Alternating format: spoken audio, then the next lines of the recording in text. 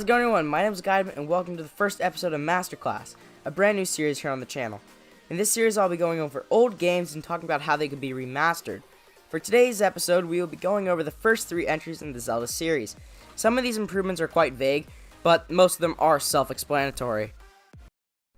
Up first, the original Legend of Zelda.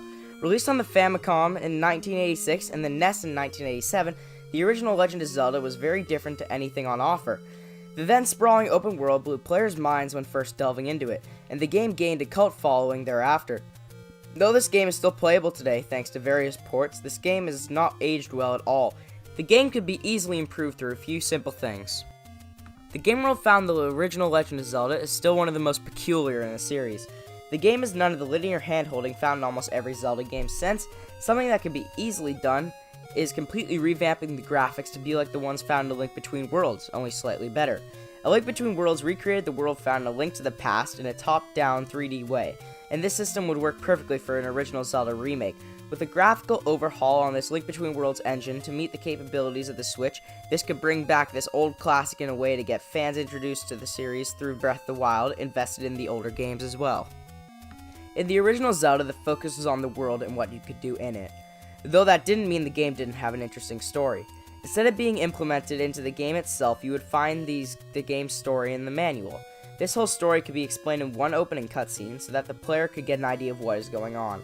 Other than this opening cutscene, there would be no more cutscenes until the end when you speak with Princess Zelda after defeating Ganon. This would allow the game to be better understood while preserving the feeling you'd get when booting up the game back in '87. Something simple that would be truly a quality of life improvement is remade dungeons. By that I mean keeping the layout of the dungeons the same and just changing the textures, that way each dungeon would have its own identity and be truly distinct other than just being random colors like found in the original game. Released on the Famicom in 1987 and on the NES in '88, Zelda 2, The Adventure of Link was a giant departure from the original game. The open world with its bird's eye view was traded for side-scrolling combat that revolved around jumping, slashing, and crouching. The game is still a blast today, even though it is very different than what is found in the original, with its combats being sort of like what's found in Castlevania today. The graphics for this game would fit perfectly in the engine that makes the new Super Mario games. This is evident just looking at the way the levels look. The only changes that would be needed is the way combat is structured. Instead of jumping on heads in the Mario games, you would need to be blocking and have sword use. The rest would fall into place quite well though. This would also work quite well for the overworld, as it would be like Mario moving from level to level, but in a much less linear way. This would preserve the same sense of exploration found in the original game. Once again, the story in this old NES game is told through the manual. By once again making an intuitive opening cutscene, the whole plot could be set up and then let the player on their way.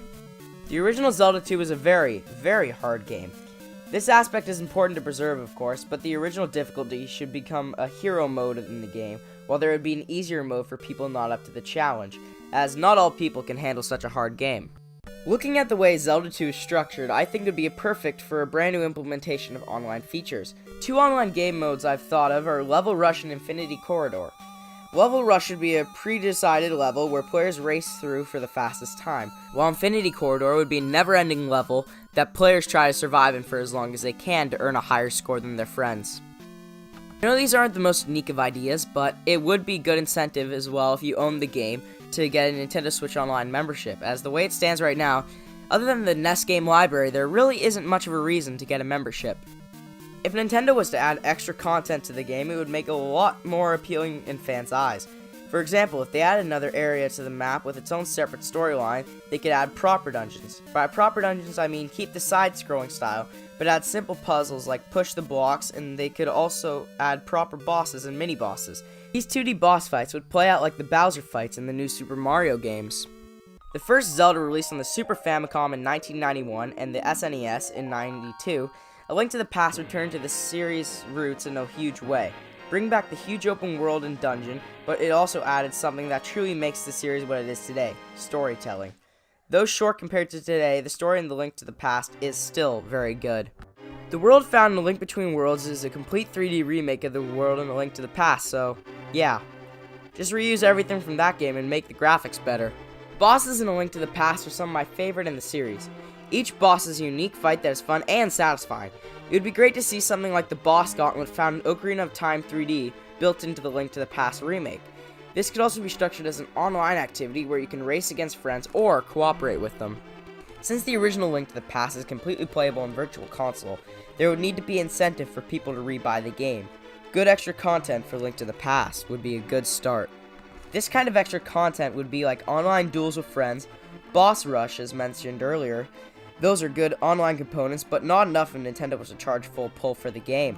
A good thing that Nintendo could throw in is the Forgotten Zelda game, Ancient Stone Tablets. This Forgotten Zelda game came out exclusively in Japan on this Teleview expansion for the SNES.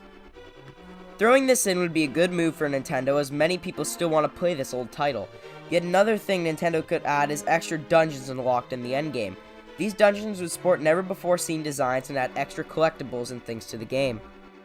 Thanks for watching the first episode of Masterclass. If you enjoyed the video, leave a like and consider subscribing. It really helps out a lot and I appreciate it. And with that, my name is Legatum, and I will see you next time.